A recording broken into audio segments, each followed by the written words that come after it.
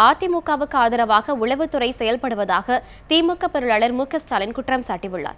சென்னை விமான நிலையத்தில் செய்தியாளர்களிடம் பேசிய அவர், கொளத்தூர் தொகுதியில் வரும் 27ஆம் தேதி வேட்புமனு தாக்கல் செய்ய உள்ளதாகவும் தெரிவித்தார். கரூரில் அதிமுக ஆதரவாளர்களுக்கு சொந்தமான இடத்தில் இருந்து பறிமுதல் செய்யப்பட்ட பணத்தை மறைக்க தேர்தல் ஆணையம் முயன்றது ஜனநாயக விரோதம் என்றும் ஸ்டாலின் கூறினார்.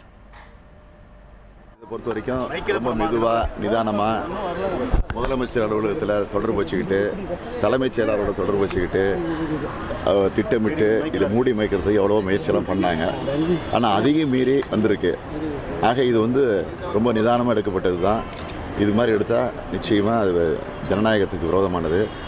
எனவே இப்பயாவது தேர்தல் ஆணையம் விழிப்படைஞ்சு வேகப்படுத்தணும். ஆக உளவுத்துறை இன்றைக்கி அதிமுகவுக்கு சாதகமாக இருப்பது மட்டுமல்ல, தேர்தல் கமிஷனோடையும் தொடர்பு வச்சுக்கிட்டு பல வேலைகளை செஞ்சுட்டு இருக்காங்க செய்தி வருது. ஏன்னா உளவுத்துறை நாங்கள் வச்சுருக்கோம், அதனால் அந்த செய்திகள்லாம் வருது. நிச்சயமாக சொல்கிறேன், இந்த தேர்தலுக்கு பிறகு யார் இந்த தவறை செஞ்சாங்களோ அவங்க மேலெல்லாம் நிச்சயமாக கலைஞர் அவர்கள் நடவடிக்கை எடுப்பார். கொளத்தூர் தொகுதியில் எதுக்கு வேட்புமனு தாக்கல் 27ஆம் தேதி வேட்புமனு தாக்கல் செய்கிறோம்.